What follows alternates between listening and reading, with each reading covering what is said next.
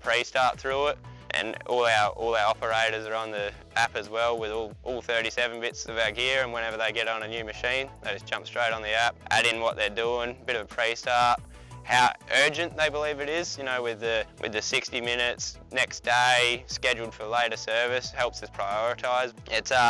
helped us in the way of being able to, from everyone, so it's no more paper trail. The operators get on the app every morning, do a pre-start, I